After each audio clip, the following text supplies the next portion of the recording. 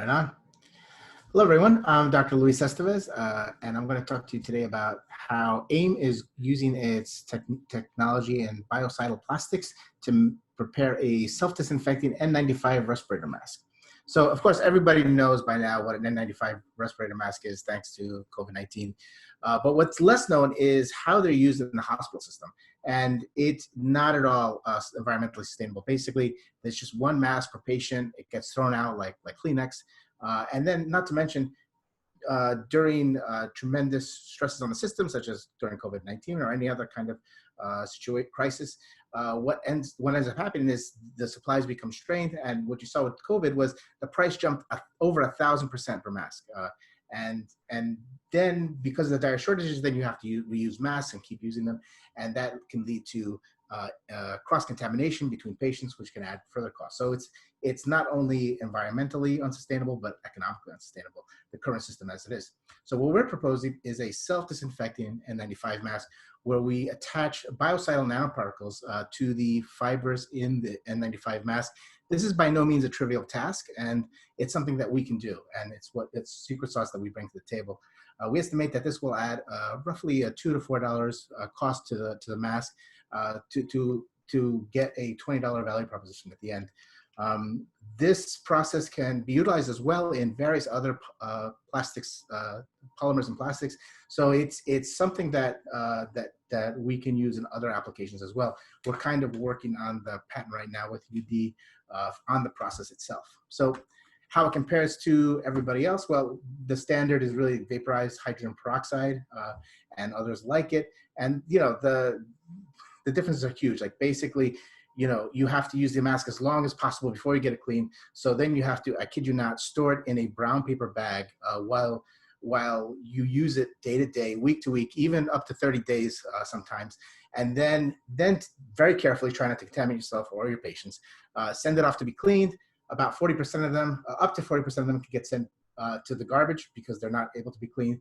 And then you're only good for 10 or 20 uses until cleans until it actually stops being useful, and it's $5 a clean. So in this regard, our mask is more sustainable, and every doctor can have their own, or any medical health worker can have their own mask while others are being cleaned.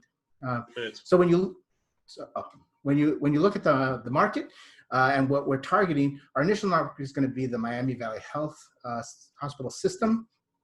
Basically, they have to keep a 14-day emergency supply, which in their 3 hospitals equates to 67,000 masks. If you multiply that by $20 a mask, you get instantly $1.3 million, of course. But these are just 3 hospitals. If you look at the U.S. market, of course, the U.S. hospital space is tremendous, and there's over 6,000 hospitals. And what we want to do is target locally and then move into other hospital systems, which is what most of the hospitals are a part of as we expand out. And we have the team to do this. There's myself, an entrepreneur and scientist. I have over 10 years of material science and engineering experience back from when I obtained my PhD at Cornell University. We have an advisory board that fills in our entrepreneurial, startup, and business acumen, as well as further enhances some of our scientific bona fides. And we have some partners and collaborators as well. Then we have a plan to go to fruition, and it starts with, you can see it's laid out in steps. And 1 through 4 is basically we're at all those 4 steps to some degree, and we're going to utilize an SBIR route, but also UD's tech transfer initiative that's just starting in July, solidify the intellectual property with UD, build the team up, and then raise diluted capital off of phase 1 wins from the SBIRs, and then grow commercially with phase 2 and even venture capital investment.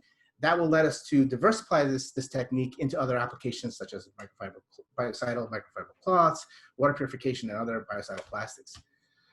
So basically what we're looking for is support for marketing, for research, as well as commercialization, but also financial support to get the process optimized and get a prototype finished.